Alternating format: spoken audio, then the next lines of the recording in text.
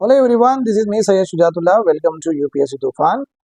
Today we are going to discuss very important topic for UPSC CSE prelims and mains, that is 5 important constitutional amendments all Indians should know, and obviously the UPSC students and all the other students who are preparing for state PSC should be aware of this. Okay, these are very important for the mains perspective and also for the interview point of view, and obviously you can get MCQs based on this particular 5 amendments. Okay, this particular topic and all the facts are taken from free journal, a very reputed newspaper.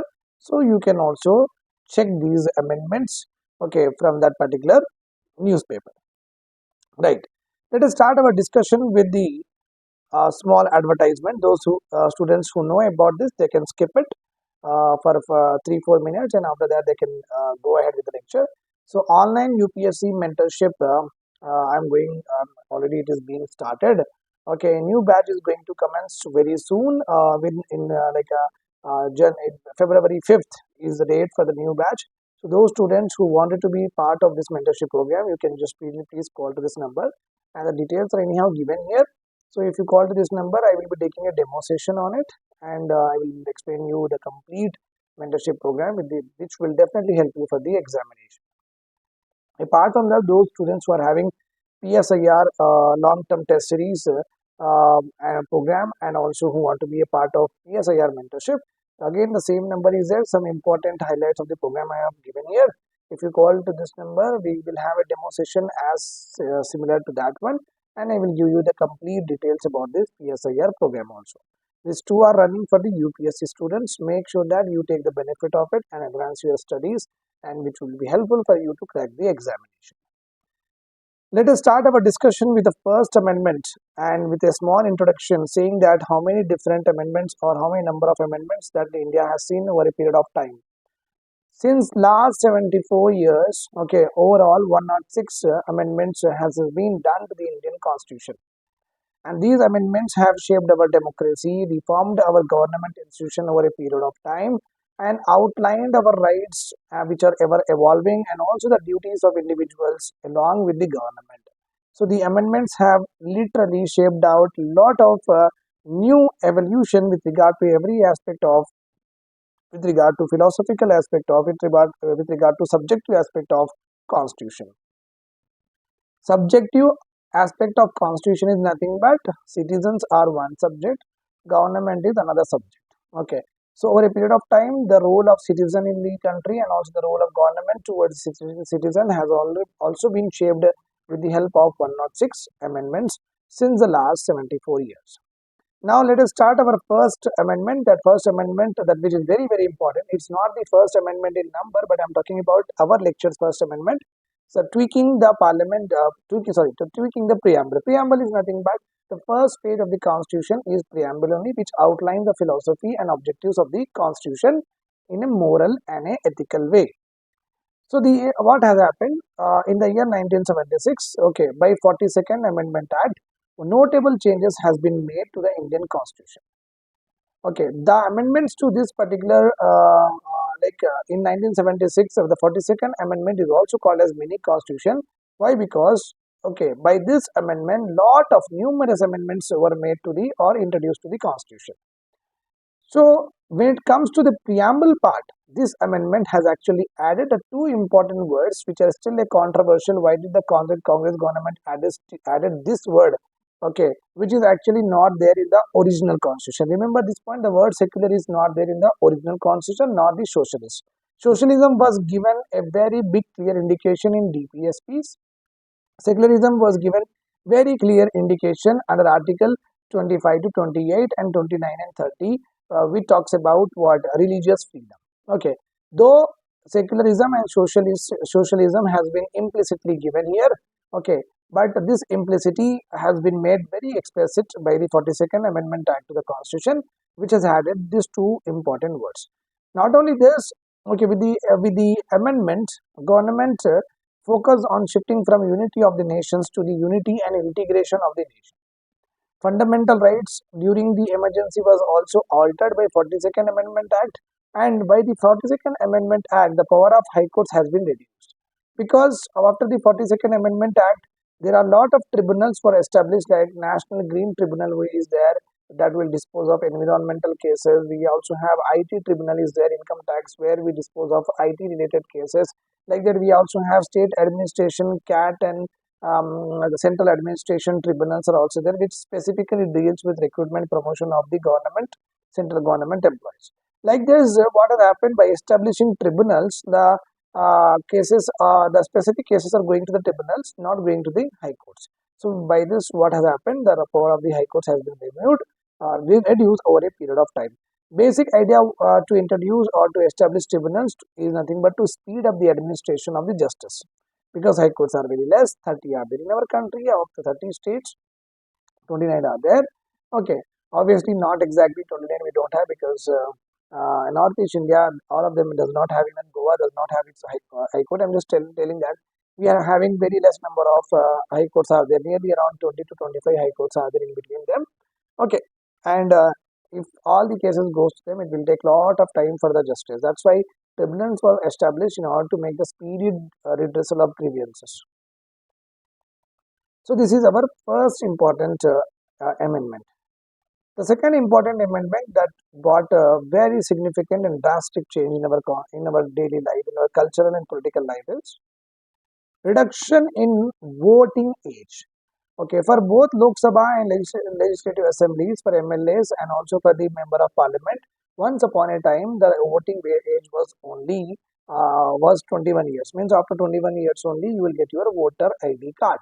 Okay, but what has happened by 61st Amendment Act, government has reduced the voting age from 21 to 18. Okay, this has been done by changing the Article 326 of the Constitution, which talks about voting and adult universal adult franchise. Universal adult franchise. Lot of students do ask me what is the meaning of franchise. Franchise is nothing but to whom you want to give the vote. That is called as franchise. Like you take McDonald's franchise, means you want it. You take KFC franchise, you want it, right?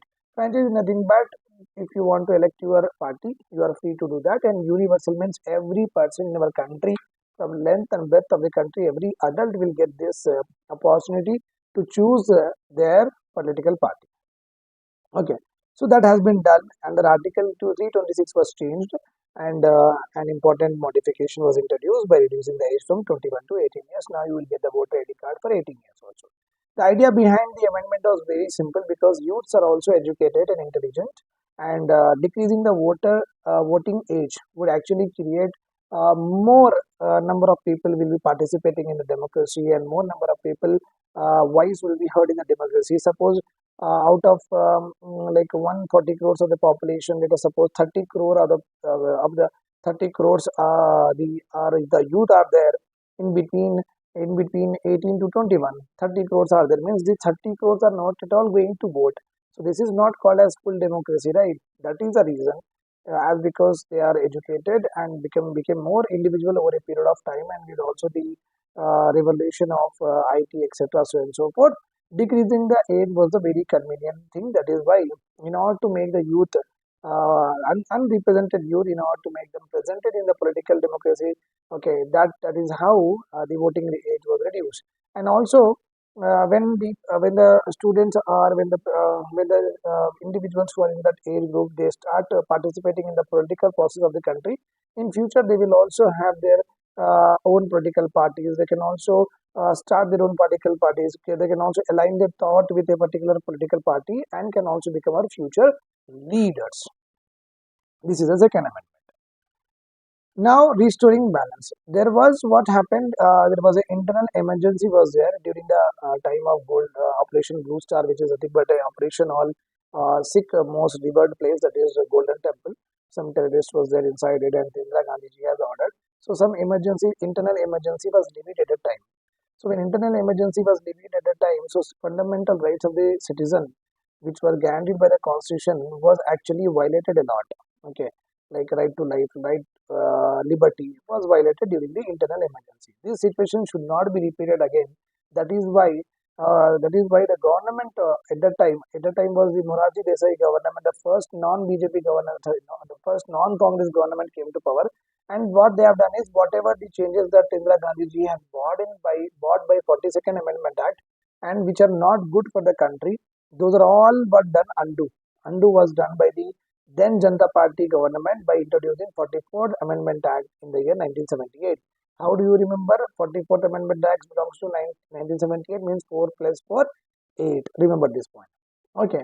So with the help of this amendment, this act has guaranteed that each person has equal right to choose the government that they prefer. The 44th Amendment Act of 1978 also shields people from the majority potential to grant rights. Okay.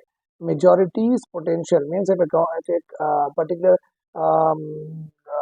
party is there which is having full majority like 350 plus seats are there, so they can do anything with the constitution, right or wrong? Yes. So with the help of the 44th Amendment Act, what we have done is we have reduced the majority's potential to grant fundamental rights, and some restrictions are placed into the constitution by this Amendment Act.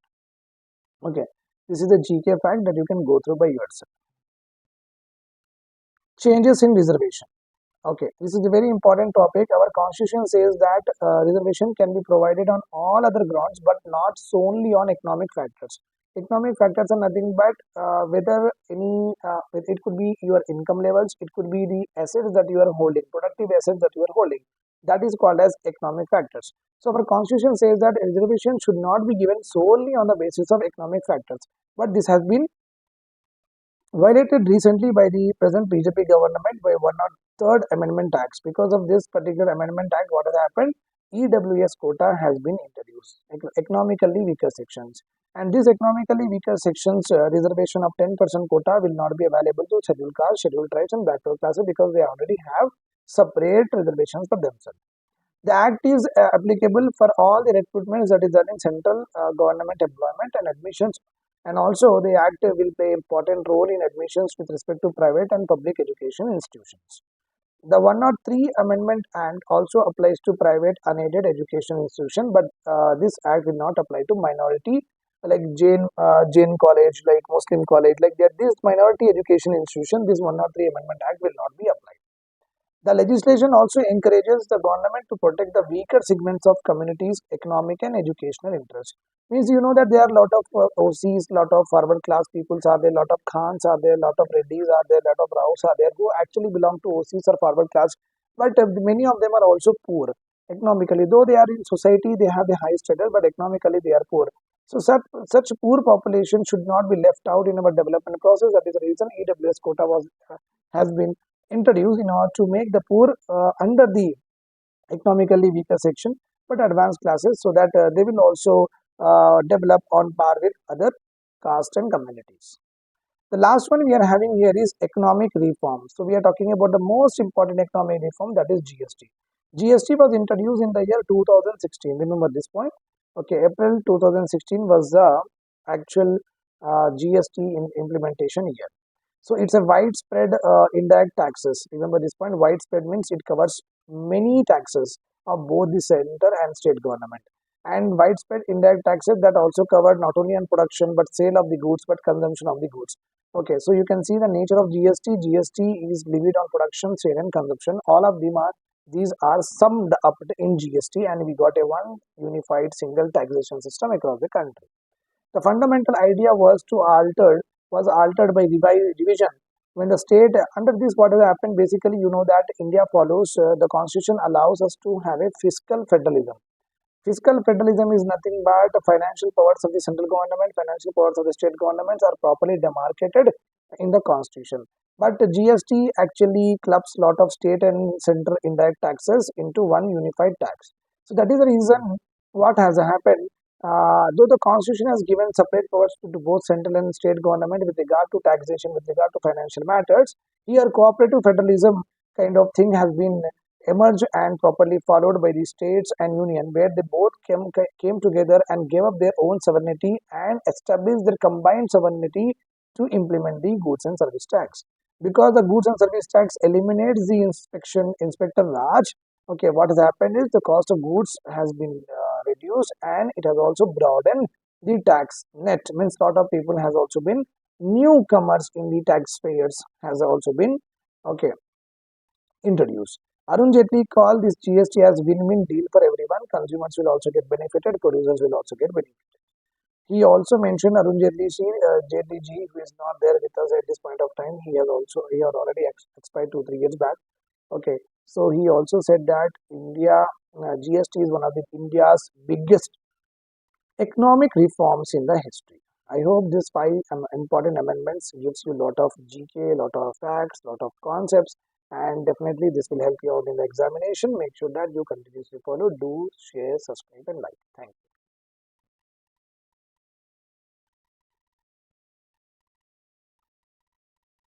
you.